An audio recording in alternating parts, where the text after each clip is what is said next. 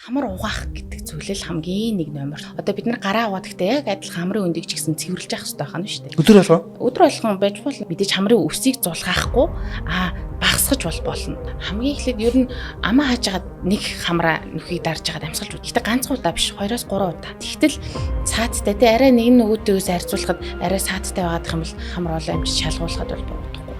Тэгэхээр ингээд чихнээс нь ямар нэг юм гарах юм бол ер нь ноотой. Үзүүлэх хэрэгтэй л гэсэн үг. Ер нь чихвшин дээр бол яг 60-60-ын дөрмийг л баримтлах хэрэгтэй гэсэн. За нэг удаа сонсохдоо ер нь 60 минутаас илүү удаан сонсохгүй нэгдүгээр. Хоёрдугаар сонсголын түвшнийг 60% сэтгүүлэхгүй л гэж. Тэгэхээр таны дархлаа сайн байвал жишээл хамраа угаагаад тэгээд хоолой амыг зайлаад тэгэнгүүт бас ахаал ингээд орчныг бүрдүүлээд өгвөл таны бие махбодын дархлаа сайн бол тэгэх боломжтой жишээ нь ханаа.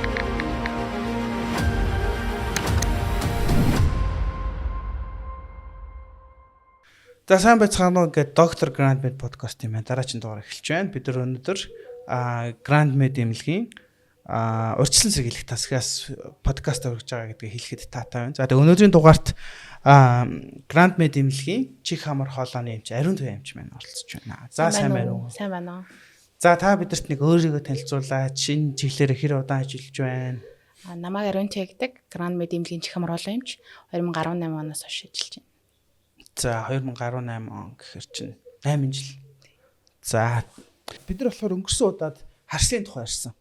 Тэгэхээр за харшилтай холбоотой зөндөө иргэн тойрон ярьсан. Тэгээ өгүүлчлүүдээр бид нар чих хамар хоолойгоо ярьж байгаа. Тэгэхээр одоо чинь ханш нэгдээд одоо харшил бол ихсэж байгаа. Тэгэхээр бүгдээрээ гурлаа чих хамар хоолой гэж салгаад ирээ. Гэхдээ хамгийн түрүүлээд одоо хамарны тухай.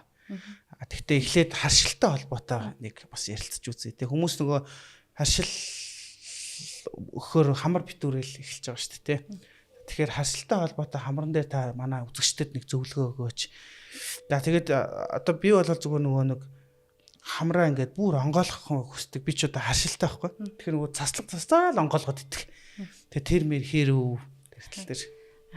Одоо яг нэг улирал солигдож байгаа. Ханаа том уу одоо дуусаад ерөөхдөө хаврын цаг өрн дулаан цаг ирж байгаа. Тэгэхээр энд яг улирал солигдож байгаа. Тэгээ дээрэс нь бас одоо яг ургамлын тоос тооснцрын болон харшлууд эхэлж байгаа. Тэгэхээр энд бол хамгийн түрүүл хамар хоолой дээр л хамрын битүүрлэлтүүд хүмүүст хөвчлэн тохиолддог тийм ээ. Тэгэхээр хамрын битүүрл бол маш олон янзны одоо шалтгаантай гэсэн үг шүү. Тэгэхээр ерөнхийд нь авч үзвэл яг харшлын хамрын битүүрлэлтэй нөө эсвэл яг вирус бактерийн гаралтай хамрын битүүрлэлтэй нөө өрөвслийн одоо хамрын битүүрлэлтэй нөө гэдгийг яалгах хэрэгтэй. Тэхийн тулд мэдээж хамар хоолой эмчит хандах хэрэгтэй байна. Тэгэхээр хамгийн энгийн одоо жишээлбэл ялгаж болох одоо хамрын битүүрлэлтийг ялах хамгийн ихний алхам бол нөгөө нусны шинж. Өөрөөр хэлбэл харшлын гаралтай хамрын битүүрлэлтийн үед бол нус ингээд тасралтгүй гочдог.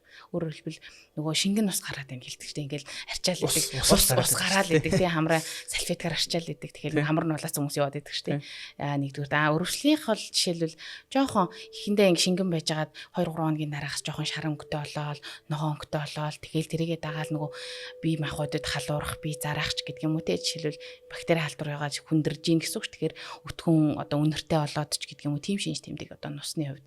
Дээрэс нь харшлын гаралтай одоо хамрын битүүрлэлт үед хамар нармаа ингээд загтнаад идэг тий. Бус энэ бол гүндээ нэг юм хамрын логтын огт нэг хамар дотроор л яг логт загтнаад идэг тийм мэдрэмжүүд төрөөд идэг.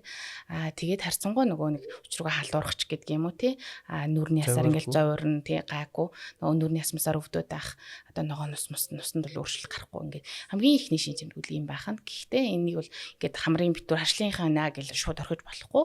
Одоо хамар хоолой эмч болон арьс харшлын одоо харшлын яг эмчэд хандаж өөр тохирсон эмчилгээнд авч явах хэрэгтэй. За бид нар эмчэд үзүүлнэ. Мэдээж тэгтээ олон хүнээс үзүүлж өрнө амждаггүй тий. Тэгэхээр бид нар одоо яг за харшлын үед за харшлын биш үед одоо за харшлын биш үед бол нэр чинь ноцтой учраас үзүүлэх хэрэгтэй байх л та. За харшлын үед магадгүй эсвэл ингээм хамар битүүрээ дэвэл бид нар одоо энгийн авах арга хэмжээ, ачлах одоо яах ёстой ч тийм ер нь нэг тэгээд дэвэл тэгчээрээ эсвэл ийшээ хараад итүүл мэтүүлч гэдэг юм тийм зөвлөгөө байдгүй. Ерөнхийдөө хамар угаах гэдэг зүйл л хамгийн нэг номерт өөрөөр хэлбэл гарын норм материалаар гэдэг шиг өөр авах нөхцөл бол хүмүүс л одоо бид нар гараа угаад гэхдээ яг адилхан хамрын өндийг ч гэсэн цэвэрлж явах хэрэгтэй байна шүү дээ. Өдөр болгон байж болно гэдэг нь юу яаж байгаа. Өдөр болгон гэхээсээ илүүтэйгээр яг харшил хөдөлсөн одоо тийм харшлын өрөвсөлттэй байх юм бол өдөр болгон.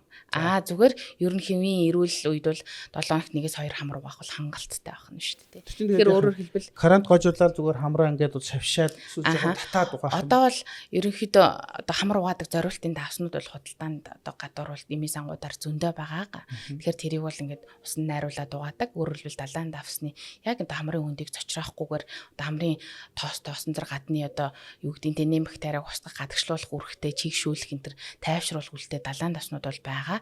Бүр аргаар харахад заавалгүй одоо жишээлбэл далайн давс тийм авах боломжгүй хүмүүс байж болно шүү дээ. Тэгэхээр ард иргэд бол ядаж буцлагсан одоо хөргсөн яг тасалгааны температурт байгаа усаар ингээд хамрыг цэвэрлж яах нь бол зүйтэй л гэж болно.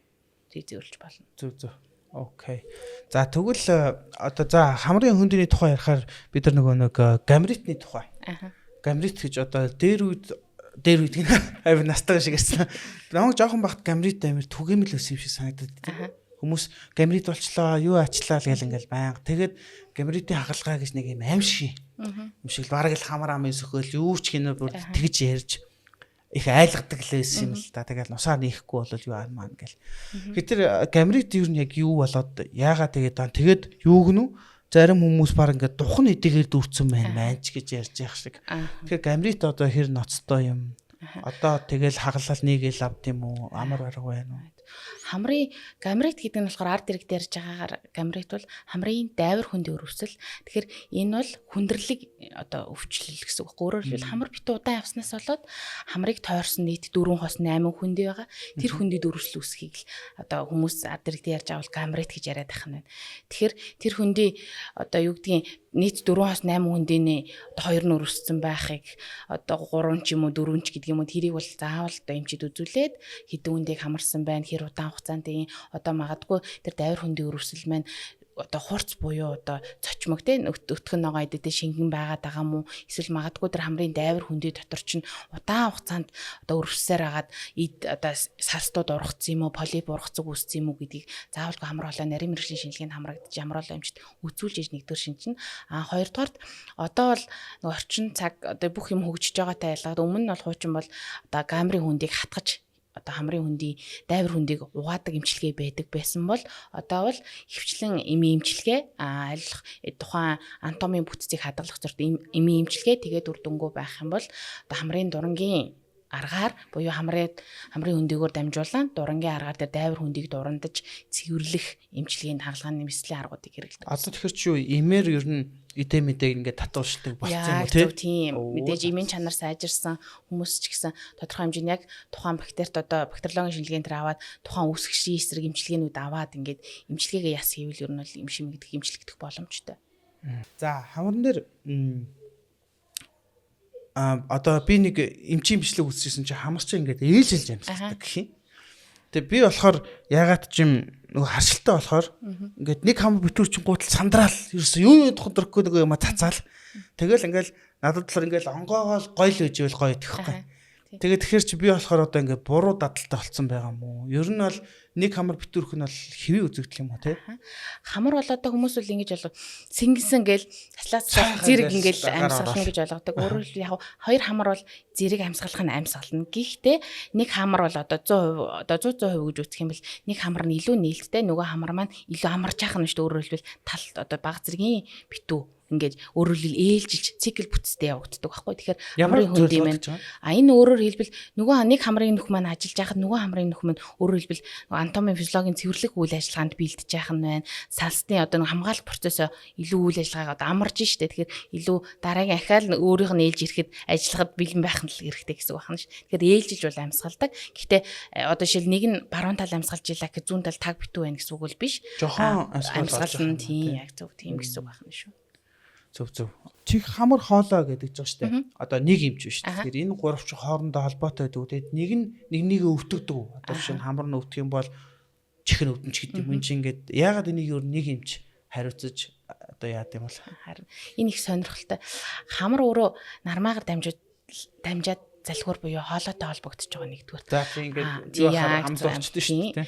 Мөн хамар болохоор сонсголын 3 сар дамжаад чихтэй холбогдож байгаа. Өөрөөр хэлбэл энэ 3 эрхтэн маань хоорондоо нэгт холбоотой бие биенийг өвчлүүлэх боломжтой. Бид нар нөгөө нэг хамар битүүр удаан явснаас чихэнд ингээд ус орсон юм шиг ингээд дүнг санагддаг шүү дээ, тий. Нэгдүгээр энэ ингээд жишээлбэл холбоотой гэдэг нь илэрхийлж яхах нь шүү дээ. Хамар ингээд битүү явснаар хоолой амрах хөвдөд хатаад байдаг, тий. Эсвэл ингээд хоолой өвдөлийг эдэлчингүүд 2-3 хоногийн дараагаас ингээд чихрөө хатгуулаад байна. Ингээд шүүс залгихаар амаа ангаад юм мэдхээр чихрөө өвдөд байна гэл хоолой өвдсөн мөртлөө яагаад чих өвдөж үү гэж ирдэг. Тэгэхээр энэ чих ухаар найт талгаад байдаг шүү дээ. Яг ханиалгалтын төв бас энд мэдрэлжүүлэлт байгаа учраас чих ингээ ухаад бол найтайх бол хэвийн үзэгдэл. Зүг. За тэгээ хоёулаа хамраа ер нь дуусгаад. Гэтэ төгсгөлийн асуулт хамартай холбоотой. За нөгөө хамарны үс ингээд хүмүүс амир ингээд хамарны үстэй байгаа шүү дээ. Тэгээд хамарны үс чи одоо гоо сайхан мах ингээд аваад байдаг л та. Тэгээд ер нь хамарны үс чи одоо юу юм бэ? Илүүдл тийм зүйл юм уу? Эсвэл одоо байж хамгаалалт юм уу тэр чи? Хэр их хэмжээгээр байж байвал зүгээр. Хамарны үсэл хамгаалалт тэгэхээр мэдээж гадны одоо агаарын бохирдол тоосонцор тий янз бүрийн агаарын бохирдлоос болоод хамрын өндөч мал амьсгалах хамгийн ихний ингээд амьсгалын зам руу орж байгаа ихний байраар шүү дээ. Тэгэхээр өөрөөр хэлбэл хамрын үсэл хамгаалтын тогтолцоод учраас хэвийн байх ёстой зүйл. Учиргүй одоо юу гэдгийг ингээл харахад хамарнаас нь ус суулж мэл гоо сайхны хувьд ч гэсэн жоо гонцгүй шүү дээ. Тэгэхээр мэдээж хамрын үсийг зулгаахгүй багасгаж болно. Багасгахдаа мэдээж яг нөгөө ариун одоо хайч мачаа сайхан ариутгаад тий. Эсвэл зориултын хамарны сахал бүс багасгадаг юу нь байдаг шүү дээ тий. Тийм багчуудыг эргэлж болно. Тэгэхээр багасгаж болно. Харин зулгааж авахгүй байх нь шүү дээ. Бүр үнцээр нь ингээд авч болохгүй. Тэгэхээр үргэлжлүүл хэрсэлтэй. Өөрөөр хэлбэл нөгөө хатаг үс гэдэг. Үсний уутан зарт бактери хаалтар ороод буглаа энэ төр үүснэ. Тэгээд хамар өөрөө цусан хангамж ихтэй. Тэгээд тархи руу одоо гавал тархи руу цусны эргэлтэнд шууд цутгаж яадаг учраас ямар нэгэн байдлаар буглаа үсгээр хүндрэх одоо тархины минингийн тархины хальсны бүрхүүлийн үрсэл энэ төр үүсэх эрсдэлтэй учраас хамгийн аюултай шахаж болохгүй гэдэг чинь хамрын одоо дутуу амьсгалдаг хүмүүс гэж байгаа шүү дээ. Хамар нь ингээд хөөж мөгөөт ч юм уу тий. Тэд нар чинь бол ер нь мэддгүй юм байна шүү дээ. Одоо би өөрийгөө дутуу амьсгалж ин гэж мэдэхгүй насан турштай л ингээд тэр хүмүүс чинь мэдхгүй ингээд толгоо молгооны хөвддөг тийм хүмүүс байдаг гэж би сонсч байсан л да. Манай нэг ах байгаа байхгүй хаалгаанд ороод гайг болсон. Тэгэд юу гэсэн гинөө бараг 60% амьсгалж исэн байна мэн гэх. Тэрийг одоо өөрөө тандаж мэдэх боломжтой. Одоо би жишээ гэрте очиод нэг ингэж үзснээ би чинь дутуу амьсгалаад дээ штэ гэж бодох боломж тийм тест байна. Хамгийн эхлээд ер нь амаа хааж хагаад нэг хамраа нүхийг дарж хагаад амьсгалж үзэх хэрэгтэй. Тэ? Тэгээ нөгөө талдаа ихтэй ганцхан удаа биш 2-3 удаа аль талтай ээлжлээ. Аваад гаргаад аваад гаргаад ганцхан хамраараа нэг нүхрэл гэсэн үг байна шүү. Тэрнээс амаар ачаад зэрэг амжихгүй байх нь шүү. Тэгэхээр тгий шалгах хэрэгтэй. Тэгтэл цааттай те арай нэг нөгөөдөөс харьцуулахад арай цааттай байгаадах юм бол бас тэрнтэй холбоотойгоор нөгөө бусад хэрэгсэн системд гэдэг шиг нөгөө жоохон нойр дутуу өглөө босоод байна уу толгоо өвдөд байна уу гэдэг бас бусад шин сэмдгүүд харцсан. Тийм тэгэхээр баримжаалаад яг битүү байгаагаа мэдвэл хамар олон амжилт шалгуулахад бол буруудахгүй байна. За ойлголоо. За хамраа дуусгаад хоёлаа дараа чинь чих рүү хоёлаа оръё. За чих за чихэн дээр болохоор одоо түгээмэл одоо нэг зүйл. За эхлээд бас харшилтай холбоотой асууж байна. Харшил хөдлөхөөр ингээд чихэн дотроос цагтнаад байдаг. Ингээд нэг бүр юм хэцүү. Тэгээ харшлын чихний одоо майжхад ч хэцүү нэг тийм байдаг шүү дээ. Ер нь тэрийг ингээд намдаадаг арга марга байна уу ингээд. Одоо тэр цагтна гэдэг чинь хэцүү шүү дээ тийм. Тэгэхээр ерөнхийдөө гэрийн нөхцөлд хүн өөрөө яг амар их цагтнаал ингээд ухмаар санагдсан үедээ чигшүүлэх хэрэгтэй. Чигшүүлнэ гэхээр яаж л нөгөө хүмүүс нэг хөвөнтэй мод байдаг те гэрт нь. Тэгэхээр хөвөнтэй модыг баг зэргийн одоо нөгөө буцалсан усанд дүүрнэ гэсэн үг шиг халуун биш. Яг цэцлэн дүүрээд ингээд нэг сувгийг нилэнхүүд нь сайхан тойруулаад улам захтахгүй. Үгүй илүү гоё чигшүүлж их хэрэгтэй. За бүр болох байхад бүр их нөгөө их захтантай хүмүүс байдаг штэ тий. Тийм хүмүүс бол одоо вазелин байж болно. Жохон тосон одоо хөвөн ингээ сайхан зулингоо шиг ороож жагаад тосондоо шингээгээд хөнхөө баг зэрэг ялбаалахгүй баг зэрэг ингээ чигшүүлэх хэмжлэгээ түрхэж болно. Эсвэл хөвөн чи ингээ жоохон тампон байдлаар чихний сувагт байрлуулж болно гэсэн үг. Одоо хамарлуу ч юм уу хоолоолоо юм бид нар цацчихдээ ш. Чихлүү бол тийм юм нэг баг бий байхгүй шүү. Нүдрүү ч юм уу ингээ тарч төтгөр цацчихдээ ш. Тэ. Ер нь тэр хэрэг бас имзэг байна уу? Тийм имзэг байна. Дээрээс нь тэрийг бол заавал мэрэгжлийн хэмж үзчихэж тэгэхээр дуран мэдээлэл одоо тусаалган трав. Юм бороо. Эми сангаас тийм аваад тусаачаараа гэж болохгүй. За тэгвэл хүмүүс бас ингэж байна. Миний чихэр хингэрэг хагарцсан яваад байсан юм билээ гэдгийг. Тэгээ хаашаа хингэрэгч юм бол хагарчаад ингээд нэг тийм аюулгүй бидний сонсголт мосголт нөлөөлдөггүй зүйл юм уу. Тэгэл хагараал буцаад өөрөө төлж тийм үү? Нөгөө чихний хингэрэг одоо цоороод тухайн үед маань одоо юу гэдгийг манад хүрээд хингэрэг маань цоорлоо гэж бодоход тухайн үед сонсгол бол тэр дороо шууд муудахгүй байхгүй юу. Тэгэхээр нэг хүн анзаарахгүй өөрөөр хэлбэл багцгийн хаяа нэг чихний шингэн божсноо зүгээр болцсон гэд тэгээ 2 3 жилийн дараа үзүүлсэн чинь миний чингэр цоорхоо байсан юм билий гэж ингэ ярьдаг. Тэгэхээр нөгөө царцангуй залуу хүмүүс бол одоо сонсгол муудж байгаа анзаарахгүй яа. Тэгэхээр гадны одоо гадаад орчны чимээ ихтэй байна. Бид нар хотчлолттой холбоотойгоор ингээд анзаарахгүй ажлаа ачаалмчаал гэдэг юм. Ерөнхий яг тийм өөртөө анхаарахгүй байгаа шүү дээ. Сонсгол муудж байгаа нь мэдэгдэхгүй. Тэгээд юу гэдгийг магадгүй одоо ханаа түрээд тэгтэл чихнээс бүр хэмжээтэй өвтгөн ногоо ялгац гараад ирэх ч гэдэг юм уу. Тийм үед л чихнээс ингээ шингэм гараад байна гэж ирж үзүүлээд хонгирог цоорхоо байсан гэдгийг мэддэг. Тэгэхээр өөрт нөгөө сонсгол модох завар харцангуй шууд илэрхгүй байгаа учраас илүү хожуу онцлогдооч гэдэг юм уу хожуу эмнэлэг тандаад ахшаа санагдаж байгаа нь. Тэгтээ ер нь бол муудах юм уу? Ер нь аюултай юу? Аюултай. Өөрөөр хэлбэл тэр нөгөө өөр хонгорхоо байгаад байгаа учраас сонсгол жил ирэх тусамд буюу тухайн хугацаанд цоорхоо байсан хугацаанд ингээл багаар муудаал байгаа байхгүй. Гэтэ мэдээж шууд муудахгүй учраас тухайн хүний ажил мэргэжлийн онцлог, биеийн махбодын онцлог тийм ээ. Тэрнээс шалтгаалаа тийм. Тэрнээс болоо сонсгол бол багаар муудаж байгаа. Тэрийг заавал ер нь мэргэжлийн хэмжээд хандаад үнэхээр үргэлжлэлийн эмчилгээ хийгээд одоо хагалгаанд орж нөхөх юм уу? Магадгүй шинхэн гэмтэл байж болно шүү дээ. 2 3 хоногийн дараа ч юм уу 7 хоногийн өмнө гэмтээсэн гэмтэл бол үргэлжил дарагдаад ирээд таны дархлаа магадгүй сайн байвал өөрөө буцаад нөхөгдөх боломжтой юм уу гэдэг юм уу? Боломжтой. Гэхдээ харьцангуй залуу хүмүүс л мөлий. Жохон хүүхдүүд л дараа нөхөгддөг. Нас их тусам л жохон нөгөө эргэн төлөвчлөл нь жохон муу бахна. Тэгэхээр ингээд чихнээс нь ямар нэг юм гарах юм бол ер нь үзүүлэх хэрэгтэй л гэсэн үг. Нэрээ хэлдэг шүү дээ. Манайхан чи ингээд булаг гоожод байгаа. Бараг ухаан тэр нэр мэр өгцөн. Булаг гэж үүгээд байгаа. Тийм байт юм. Булаг гоожвол бүгэлжил явддаг тий. Нэг гоожцсон гээл тий. Яг тэгдэг. Гоожл байдаг. Нус хандах хэрэгтэй шүү. Үзүүлэх хэрэгтэй шүү гэж. За тэгвэл хулих ба штэ. Тэр хулих гэж ярьдаг уу? Хулих гэхээр арай өөр үг юм шиг. Тэр хулигч одоо юу юм бэ? Ялгадас юм уу? Эсвэл одоо тодорхой хэмжээний бидний чихийг бас хамгаалж байгаа юм уу? Ер нь ингээд бүр аваад хайцсан дээр байдаг уу? Хулихвал ер нь үүснэ. Өөрөөр хэлбэл нөгөө нойтон болон хураа юу гэдэг нь л хүн хүнд өөр байх нь шүү дээ тий. Тэгээ зарим хүмүүс аягүй хураа хулихтай байдаг ингээ бужигнсан тий. Зарим хүнийх нь аягүй тийм тосорхог тий өтгөн гээд зууралцсан бүтцтэй байдаг. Тэгэхээр хулих хэвийн үзэгдэл өөрөөр хэлбэл одоо тухайн сувгийн арьс маань гуйжж байгаа боцын солилцоонд орж байгаа угаасаа гуйжаад өөрөө ялгараад ингээд хамгаалах процесс явагдаж байгаа. Тэгэхээр аль болох нэг хулихыг нэг ухаж оролдоод шаардлага байхгүй.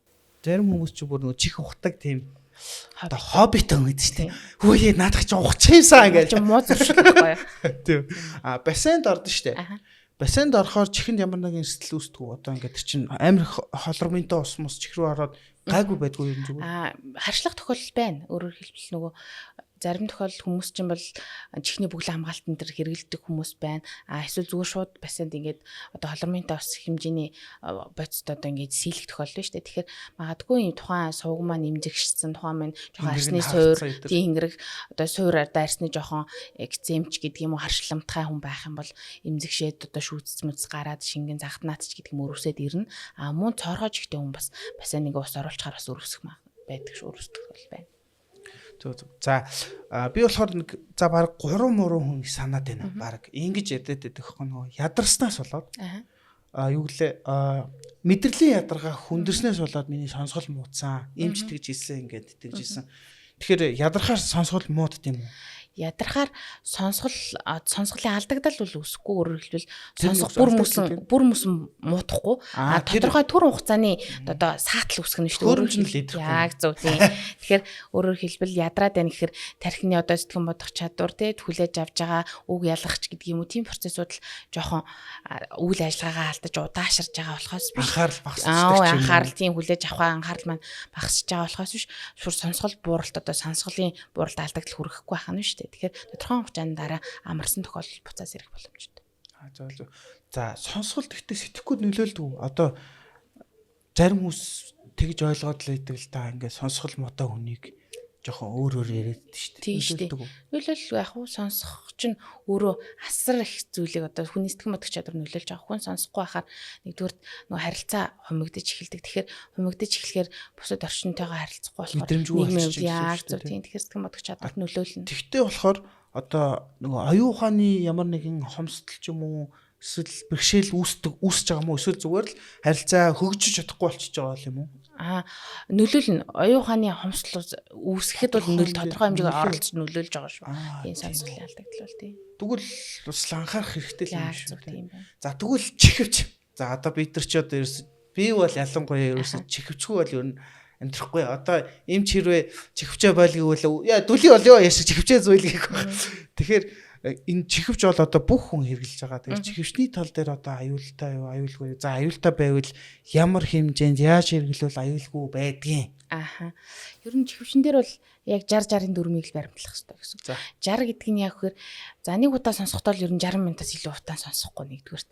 Хоёрдугаарт сонсголын түвшнийг 60% хэтрүүлэхгүй л гэж байгаа. Волюмын гэсэн үг шүү дээ, тий. Тэгэхээр 60-60-ын дүрмээ баримтлах хэрэгтэй. Мэдээж тэгэхээр яг одоо юу гэдэг нь бүтэн өдөртөл 60 минут сонссно гэсэн үг биш л дээ. Гэхдээ мэдээж тасралтгүй удаа сонсох нь одоо 60 минут сонсчод 60 минут сонсчод нэг 20-20-30 минут амрах хэрэгтэй. Гэхдээ ингээл удаан давтам нэг давтамжаар ингээл чанга чимээ ингээл удаан хугацаанд ядгийн 60 гэсэн ингээл удаан хугацаанд өдөржингөө сонсчвал мэдээ сонсголын алдагдал одоо сонсголын бууралтанд нөлөөлөх нь шүү дээ. Тэгэхээр яг 60-60-ын дүрмээ баримтлаа. Ер нь бол өдөрт нэг 60 минутаас илүүгүй байвал л зүгээр байна. Чихвч ямар чихвч сонгуул зүгээр үү? Аль болох нөгөө яг ингээд давдаг те би хоёулынхын зүүцэн байгаа хэрэглэж байгаа чихвчийг сонгох хэрэгтэй. Энэ нь яаж юм хэ ядчил нөгөө дуу чимээ маань хингэргэн дээр очиж ингээд цохилт даралт өгч байгаа те тодорхой хэмжээ навианы ингээд хэлбэлзэл үүсэж байгаа. Тэгэхээр тэр нь арай бага. Тийм учраас аль болох ингээд ийм толгой давсан чихвчнүүдийг сонгож хэрэглэх хэрэгтэй гэсэн. Чихрүү ингээд ордохгүй биш те гадна талд байршуулдаг. Noise cancellerтэй чихвчүүд гэдэг дээ шүү дээ. Тэдрэг болохоор за яг хүмүүс болохоор баг тийм чихвч аваараа эрүүл мэндэд арай одоо сайн биш одоо хорн баг гэж яриад л та. Бүх орчныг ингээд томчж байгаа болохоор ингээд зөөлхөн сонсдог маасдаг гэд тэр орчныг хомжийн гэдэг чинь миний бодлоор ингээд адилхан долгион засчихж байгаа байхгүй. Тэгэхээр чин чихэнд ер нь тэр өөрөө муу биш үү эсвэл ямар гэдэм бол ер нь бол сүүлийн үед бол нөгөө яг л noise cancellerтэй юу хийж байгаа ш чихвчэнд хэрэглэж байгаа. Тэр бол давуу талтай. Ер нь бол тийм чихвчийг сонгож хэрэглэх хэрэгтэй. За одоо чихвчний реклам авдаг гэж юу. За ингээ хоёлоо чихний юугаа орхиод цаашаага хоолол хамтдаа орцгоё. За ер нь хэд ихэнх хүмүүс өглөө жоохон хоолойнд жоохон хүндүртэй байх тохиолдол байдаг гэж би сонсчихсон. Ер нь л ихэнх хүмүүст байнга биш ч гэсэн ер нь хаяада өглөө нь хоолоо нэг жоохон гэсэн мэт юм байл. Тэгээд хүмүүс бодохдоо болохоор хоолоо өвдлөө гэдэг. Тэгээ өдрөн зүгээр болчихсон. Тэр юу болчих вэ? Тэр бол хэрвээ яг танд тийм зовир илэрж байгаа бол хамар хоол амч дээр ирэх нэ. Тэр чинь нөгөө хоолоо биш. Яг хамар битүү байна л гэсэн үг ер нь шинж тийм. Өөрөөр хэлбэл та шүнж ингээ хамарчин битүү амаар амьсгалж байгаа тонж байгаа байхгүй. Тэгэхээр яг тоон хүнд илэрж байгаа болохоор хоолоо өвдлөө, өглөө босоход хоолоо өвдлөө, цэр мэр хатцсан гэд хоолоо айгу хураас ирж ин амчи. Хоолоо миний хоолоо өвдөд гэж ирдэг. Тэгэхээр яг хоолоо гэд ард иргэд маань ярьж байгаа болох чи амаангаагаад харвал одоо залгуур хэсэг байгаа, хоёр талын гүсэн бочтгай байгаа тий. Тэгэхээр тэрийг бол яг нарийн мэрэгжлийн юмч үзээд таны яг залгуур өвдсөн юм уу, хоёр талын гүсэн бочтгай өвдсөн юм уу гэдгийг нэгдүгürt ялгана. Яг өөрөө ярьж байгаа өглөө босоход хоолоо өндөрлөөд сэрж гинэ гэдэг чинь залгуурын өрөвсөл буюу залгуурын амаангаагаад харуул залгуурын арын хэсгийн өрөвсөл одоо хураашилч гэдэг юм уу те өрөвслийг ярьж байгаа. Тэгэхээр тэр бол ихэвчлэн юунаас үүсэж байгаа нэг гэхээр хамар битүү. Хамар битүү байгаа учраас шүнжингээл амаар амьсгалчихж байгаа гэсэн. Хатчаас ирнэ штэ. Тий. Тэгэхээр танд хамрын асуудал байна л гэсэн үг байна шүү дээ. Хамрын асуудал угаас байгаа л та. Ашилтай холбоотой. За одоо тэр юу гэдэг ааштай гүйлсэн бэлчгээ. За хоолойны мах бидний ярьдаг тий. За хоолойны мах ч одоо их аюултай юм шиг байгаад идэг шүү дээ. Надад миний анзарч байгаа. Тэгээд хоолойны мах нь үе мөчөндөө орлоо гэхийн, зүрхэндээ орлоо гэхийн, зарай бөөрөнд очтгүй гээгүй байгаа та.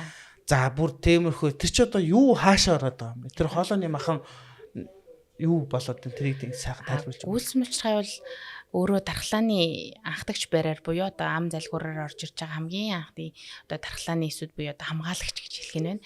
Өөрөө лимфоцит эсүүд ялгаруулад ингээд дархлаа дэмжиж идэг, дархлааны эсүүдийг ялгаруулж идэг. Тэгтэл мэдээж бид нар ингээд одоо тодорхой хэмжээний одоо юу гэдгийг дасгал хийгээд байвал нэг гартаа нэг 10, 15, 20 ил ингээд байнгын өрөөд байвал ядарна шүү дээ. Яг тэрнтэй адилхан өөрөө гүйсэн бич хам өөрийнхөө тэр үүргийг алдчихж байгаа байхгүй дийлхэ болж гин гэсэн үг шүү дээ. Бид нар дасгал хийгээд байвал ядарсан чинь бүр хүчтэй болно шүү дээ. Үгүй ээ. Яг эсрэгээр. Тэгэхээр юу яах нь вэ? гүйсэн бэлчгээ өөрөө одоо лимфоцитсэд ялгарч чадхаа болоод тэр маань шахагдаж гин гэсэн өөрөөр цэргүүд маань ялагдаж штэ. Тэгэхээр өөрөө гүйсэн бэлчгээ өөрөө үүргээ алдаад дархлааны үүргээ алдаад ирэхээр тэнд бол одоо бактери халдвар очиж сайхан суучих нь штэ. Тэгэхээр тоо хүний дархлаа одоо дарангуулагдах, даарах те юу гэдгийг хүтийн муухыг хандахгүй. Тэгтэл тэр гүйсэн бэлчгээ дээр байгаа бактери халдвар маань цусаар дамжаад яг түгээмэл хамгийн их одоо тохиолдож байгаа нь бөөрөн дээр, үе мөчн дээр, зүрхний ахлах дээр ингээд илүү түгээмлээр тохиолдоод байдаг учраас ганцхан одоо хоолойны мах зүрхэндээ орцсон, одоо үе мөчөндөө орцсон, бөөрөндөө орцсон гэж яриад байж болно байх уу тийм. Тэгэхээр нурууны өрөвслүүд тий арцаг марцгийн өрөвслүүд бусад хэрэгсэн системс өрөвслүүд үүсэх. Хоолойны махаар дамжуулаад цус руу ороод яг зөв цусаараа дамжаад гэмтээгээд байгаа. Тийм гэсэн үг. Тэгээ хаашийн бэ? Хоолойны махны тэр дархлааны тэр одоо чадамж нь тийм бага байт юм. Ихэвчлэн жоохон багтал дуусчих шиг шүү дээ. Үгүй ээ. Одоо яг хүүхдүүдийн л ер нь хоолойны махыг бараг хүүхдүүдээр нь бараг авчих гэл бараг тийм ихөө. Хүүхдүүдийн тухайд болохоор яагаад авчих гэдэг нь ихээр гүйсэн бэлчгээ өөрөө ер нь бол жоохон хүүхдүүдэд хөвсгөр холбогч идэр ихтэй баялаг том байдаг байхгүй. Тэгэхээр мэдээж том байгаа боловч гүйсэн бэлчгээ маань өөрөө бас тухайн хүүхдийн амьсгал саад үсгэж болно. Хидэрхий том хүүхдүүд байж болно тий. Том 2 3 дугаар зэргийн томролтой тэгээ нэг хурхирж амьсгалаад байдаг. Тэгээ гүйсэн бэлчгээ нь өөрөө ингээд хахад цатгач гэдэг юм уу. Дээрээс нь амьсгалахад одоо төвхтэй байдал үүсгээл саадтай байгаад байх юм бол аваад байгаа юм. Тийм бас нөлөөлөд тахын ш. Тэгээд дээрэс нь тухайн хүүхэд маань хамар битүү байгаад байна, амаараа амьсгалаад байна гэд ийм бусад хэрэгсэн системд бас хүндрэл үүсгээд байгаа учраас гүйсэн бэлчгийг авч байгаа. Гайгүй юм биш үү зүгээр анхнаас нь жоохон багт нь авчвал яа гэв. Одоо миний анхаас тэр үе мөч рүү орсон хүмүүс чинь маш зовж шүү дээ. Тэр нь тийм. Тэр жоохон багт нь авчвал болдго юм. Тодорхой заалт байна. Одоо гүйсэн бэлчиг авах заалт. Тэрнээс биш одоо тухайн заалтанд одоо хэмжүүрч хүржиж л авах нь шүү дээ. Тэрнээс биш одоо юу гэдэг хараал хоолойны ч мах том байна авах тий. Жижигхэн байна авахгүй ч гэсэн ойлголт бол байхгүй. Нэгдүгээр лабораторийн шинжилгээр гүйсэн бэлчиг яг ангийн одоо гол үүсгэгч танд илрээд байх. Жилд одоо 3-аас дээш удаа өвдөх болгондоо идэлээд байх. За өвдөх болгондоо 30-40 хүртэл халуураад байх ч гэдэг юм уу тий. Одоо бусад хэрэгсэн систем яг үнэхээр ингээд зүрхний ахлах гэмтээд бүүрэн дээр байнга өрөвсөл үсээд ингээд сэдрийгээд байвал авах заалт гарч ирж байгаа. Тэрнээс биш одоо юу гэдэг том болохоор хүүхдийн хоолойны мах том байна авчи. Ашиг авч болохгүй юу? Баах нэ. Одоо би хоолойны махад хэдвэр ангид авахсан тий. 7 дугаар ангид авахсан. Тэгээд одоо би хоолойны махтайгаа байсан бол би одоо илүү ирч хүчтэй илүү сайн байх байсан уу? Одоо ямар заал шалгуураар яагаад авсан бэ гэдэг чинь л байна. Тэр шалгуур хүрсэн учраас чидэрлүүгээ ороод аль хэлийн тийм болохоор л авч байгаа учраас одоо авахуулсан тохиол ямар нэг асуудал байхгүй. Тэг яг сайхан эрүүл байгаад одоо би махтайгаа байсан бол миний амьдралын үзүүл сайжирсан байсан байх болов. Магадгүй. Би үл авчих юмсан мó хогийн л гэж бодоод заримдаа хоолойны өвчин чинь нөгөө гэр бүлийн өвчин гэж би сонсон л да. Ер нь тэгэл хүүхдтэй бид нар ер нь аав ээж нь л хоолойныхоо өвчнийг өгөөд байгаа гэдэг байгаа шүү дээ. Тэгэхээр одоо энэ бид нар тэрнээс хамгаалж болох юм энэ бүр зайлшгүй юм эсвэл нөгөө хоолойны яг хөтэ баг нараад нь одоо хүмүүс эцэг эхчүүд энэ хүүхдийн эмч нар гэсэн зөвлөдөг шүү дээ тий. Ерөөсөө амаар дамжуулж тий амдаа одоо халбаа дамжуулахгүй тий. Өөрийнхөө хэрэгэлсэн халбаыг хүүхдтэй амдаа ингээд хоолой бүлээсгэж ийн гэж ингэж өгөхгүй гэдэг байгаа нэгдүгээр том хүн бол тодорхой хэмжээний дархлаа тогтчихж байгаа гадаад орчинд одоо юу гэдгийг 30 40 нас хүртэл одоо амьдрахтаа тэр тодорхой хэмжээний нэм бактерийн халдварын ингээд дархлаа тогтчихж байгаа байхгүй. Тэгтэл баг нараа хүүхэд мэн дөнгөж өсөж байгаа, торинж байгаа. Тэгэхэд бид нар нөгөө хоруу чанартай бактерийг илүү их хурдан нөгөө хороотой дөнгөж танилцж байгаа жоох дамжуулаад байх нь шүү дээ. Тэгэхээр чи мэдээж нөгөө дархлааны эсүүдийн бүрэн одоо юу гэдгийг дайшлагдах, бүрэн боловсрч гүйцэгч гэдэг юм уу тийм процесс хангалттай болоог байхад нь бид нар халдвар хаяач өгöd байгаа байхгүй.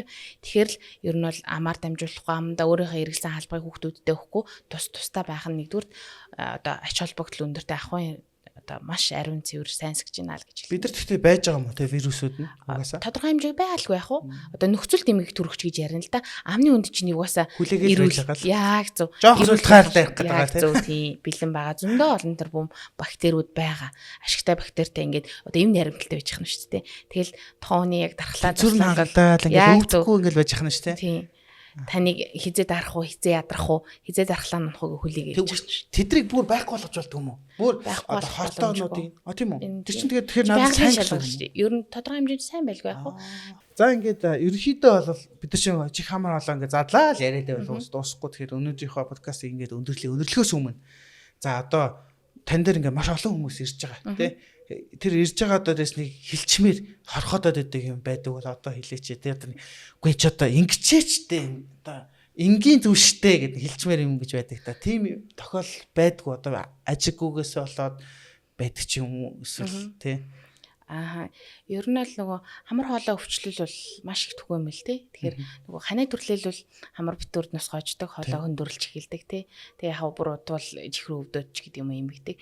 Тэгэхээр ханаа төрөлд эхлэл бол ядчил хамрын угаалтаа нэмэгдүүлээч гэж хэлэх гээд байгаа. Хоолойгоо зайлаач урьдчилан зэрэг. Гэхдээ нөгөө банк хүмүүс зайлаараа гингүүд банк одоо тэгэл цоод мод давс мос бэлтгээ зайлаад байх биш. Ядчил тамидины зорилт усмалар ч юм уу хоолойгоо нэг өдөр нэгээс хоёр удаа ингээд зайлах хэрэгтэй, хамраа угаах хэрэгтэй гэд. Тиймэрхүү энгийн алхмуудыг ихвчлэн эхний 2 хоногтой ч юм уу тийм ханаа төрлөө шүү би гэж тийм бие махбод тохио ирнэ шүү дээ. Шингэнээс гожгол жоохон өндөрлөх гээд ирвэл жоохон бие арзаагаа. Тийм арзаагаад ирвэл ер нь ядаж л одоо хүндрэхгүй байх нь шүү дээ. Тэгэхээр тэгээд эмчид хандараа л гэж зөвлөе. Одоо тэгтээ одоо би чи ам амаа зайллаа гэд миний өвчин идэхгүй үстэй зүгээр тэр чи ямар зорилготой гэж байгаа. Яг уу одоо би нэг амаа зайлахаар чи вирус үхэл тийм юм байхгүй. Яг уу үнэхээр таны дархлаа сайн байвал одоо юу гэдэг шинж тэмдгийн буюу одоо жишээл хамраа угаагаад одоо вирусын халдвар байхад хамрын одоо нус ялгацыг гадагшлуулад ингээд тэнцвэртэй орчинд хангаад өгөх тэгээд хоолой амыг зайлаад тэгэнгүүт бас дахиад ингээд орчныг бүрдүүлээд өгвөл таны бие махбодын дархлаа сайн бол идэгрэх боломжтой жишээлбэл ханаа тий заавалгүй ханаад гэхээр одоо им ухна тий юм уу гэсэн ойлголт биш та тэгэхээр урьдчилан сэргийлэх зорилгоор дээрээс нь дөнгөж эхэлж байгаа ханаад манайдны үед бол хамар угаах хоолой зайлах усмлуудыг хэрэгтэй нөлөө үзүүлж боломжтой.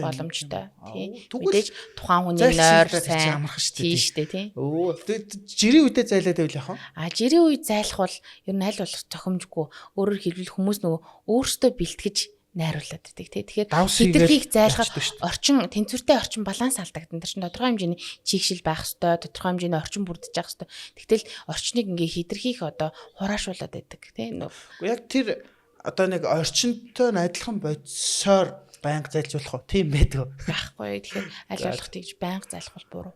За тэгвэл ямар нэгэн эрсдэл үүсэхээр ядаж өөрөө юм ам хамраа зайлшил даа л гэж байгаа. Ядаж хамраа угаарай л гэж байгаа. Гараа бид нар угаадаг шүү дээ угаад гэхдээ тэгэхээр ядаж нэг 7 хоногт нэгээс 2 удаа хамраа угааж явах хэрэгтэй. Жирийн үед үү? Тийм, угааж явах хэрэгтэй. Миний хувьд бол байнга юм. Нөгөө гадуур бол нөгөө одоо чинь тооснцартай машинууд ямар хөлөө бид нар үйл ямар их тортогтой байдаг лээ. Манай орон нөхцөлж эрсдэс уур амьсгалтай. Тэгэхээр их хураашилт их явагддаг. Тэгэхээр ядчил одоо хамраа маань өөрөө ингээ фильтрийн үүрэгтэй учраас тэнд дэмжлэг үзүүлээд хамрааныг угаагаад таач ийл гэж зөвлөж байна. Зөв. Одоо өвдөгт нь маш дэмжлэг байх. Бид нар эргүүлээд дэмжлэг өгөх болохоор. Тэгээ зөв угаах нь бас чухал тийм ээ. За зөв угаах бичлэг бол зөндөө байдаг тийм төв мөтөв. За маш их баярлалаа. За баярлалаа. За ингээд өнөөдрийн маань доктор Грандны подкаст өндөрлөж байна. Бид дараагийн хавтаа. Баярлалаа.